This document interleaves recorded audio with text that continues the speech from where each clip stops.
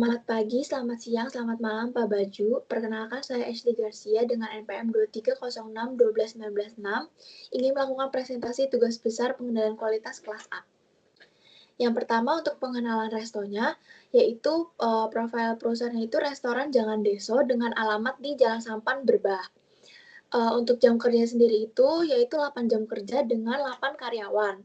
Untuk mendapatkan data-data dan wawancara, saya mewawancara penanggung jawab atau narasumber itu kepala resto tersebut. Selanjutnya untuk permasalahan, 3 inti permasalahan di dalam resto tersebut yaitu yang pertama ada durasi pengantaran. Durasi pengantaran itu tidak konsisten. Terkadang ada customer yang mengeluh terlalu lama untuk diantarkan makannya, sedangkan untuk menu yang sama juga ada yang durasinya itu cepat.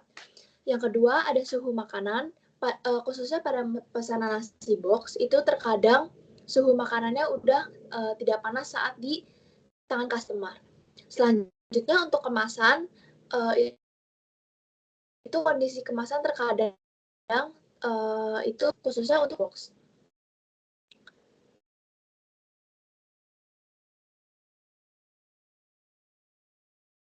Selanjutnya ada hasil data dan analisis minggu pertama, yaitu yang pertama ada identifikasi permasalahan kualitas. Untuk 3 indikatornya yaitu ada di bahan baku, proses, dan output. Untuk bahan baku sendiri terkadang itu disimpan terlalu lama 2-3 hari karena ada beberapa menu yang memang kurang diminati sehingga bahan bakunya sudah tidak fresh. Kedua, untuk proses itu ketidakpastian durasi saat membuat pesanan dengan menu yang sama itu terkadang durasinya berbeda. Terakhir untuk outputnya itu di kondisi kemasan dan suhu makanan.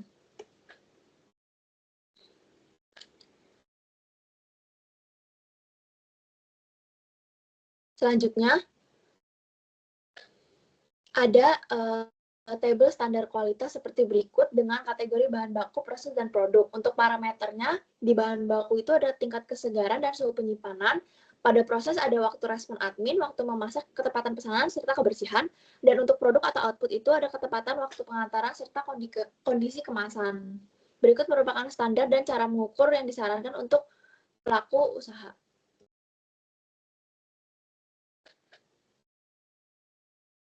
Selanjutnya ada data dan analisis proses bisnis. Untuk proses bisnisnya itu seperti di restoran pada umumnya, yaitu nanti customer datang lalu dilayani, memilih menu lalu dimasakkan dan diantarkan. Untuk pesanan nasi box, customer itu bisa mesen duluan atau mesen langsung,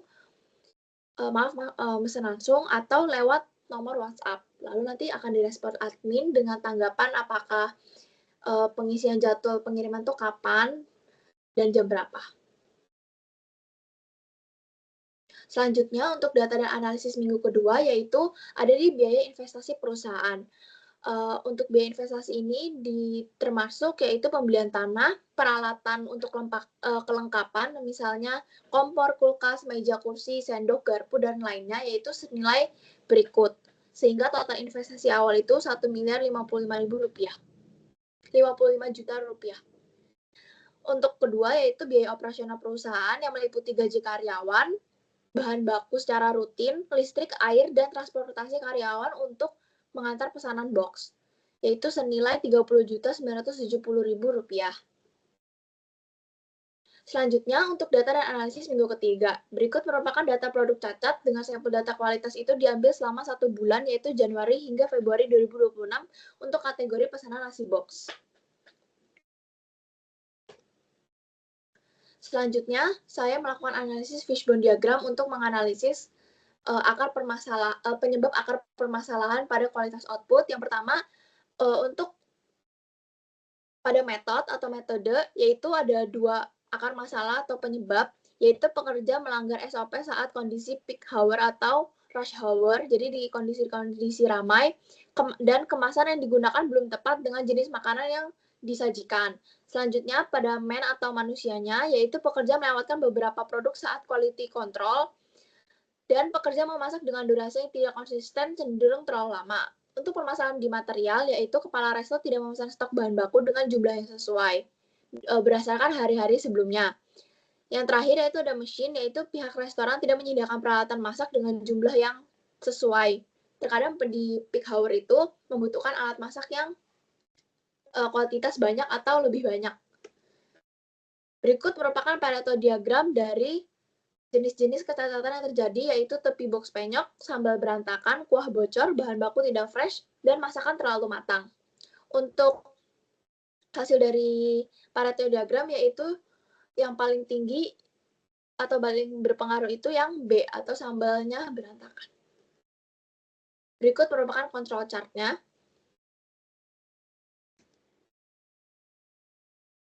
Kita masuk ke data dan analisis minggu keempat. Berikut merupakan bukti kecacatan terutama pada durasi, yaitu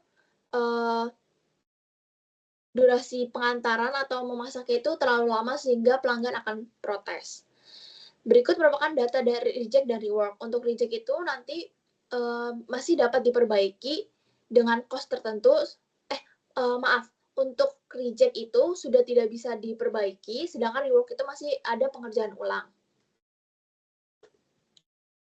Selanjutnya, berikut merupakan perhitungan biaya reject dan rework. Dengan asumsi dari total bahan baku, tenaga kerja dengan 15 menit untuk pengerjaan ulang ataupun pembuatan produk baru, dan biaya overhead packing.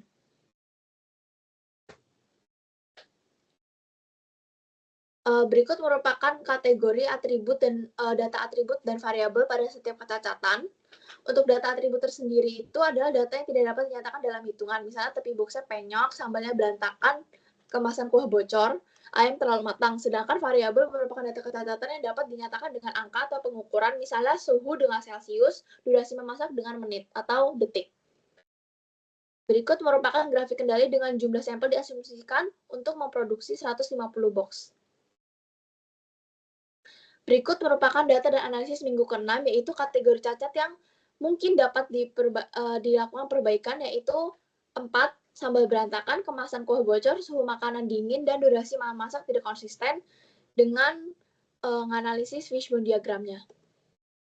Untuk perbaikannya, terutama pada metode yang pekerja melanggar SOP dan kemasan yang digunakan belum tepat, untuk pekerja melanggar SOP 1 peak hour, disarankan untuk kepala resto membatasi jumlah pelanggan yang datang jika dirasa sudah overload, sehingga tetap terkontrol semuanya. Selanjutnya, untuk kemasan makanan yang belum digunakan sesuai dengan jenis makanan itu sendiri, disarankan untuk mengganti seluruh packaging, khususnya pada kuah dan sambal. Berikutnya yaitu berdasarkan man dan material. Untuk man itu, disarankan untuk chef atau koki yang memasak maupun seluruh karyawan itu memiliki durasi masak yang sesuai dengan SOP atau standar resepnya sendiri. Untuk material, kepala resto itu disarankan untuk memesan stok bahan baku sesuai dengan peramalan stok yang mempertimbangkan minat-minat di minggu-minggu sebelumnya, sehingga tidak ada kekurangan ataupun kelebihan. Berikut merupakan hasil data dan analisis minggu ke-7, yaitu solusinya untuk sambal berantakan, resto bisa menggunakan tin wall kecil untuk khusus sambal yang sudah banyak digunakan oleh F&B lainnya. Yang kedua, untuk kemasan bocor, mungkin kuah itu harus dikasih plastik dan diikat dengan benar, lalu dimasukkan ke tin wall bulat untuk double protect. Selanjutnya, untuk durasi memasak, disarankan untuk perusahaan meninjau ulang SOP untuk setiap menu masakan dan setiap proses tahapan dengan rincian waktu yang lengkap, sehingga chef dapat memasak dengan durasi yang sama untuk setiap jenis makanan. Yang terakhir adalah suhu makanan. Disarankan untuk memperhitungkan lead time dari awal memasak hingga pesanan itu diantarkan, sehingga tidak terdapat lead time yang sangat panjang, sehingga dan customer itu merasa makanan itu sudah dingin atau tidak segar. Sekian presentasi dari saya. Terima kasih dan mohon maaf jika ada kesalahan.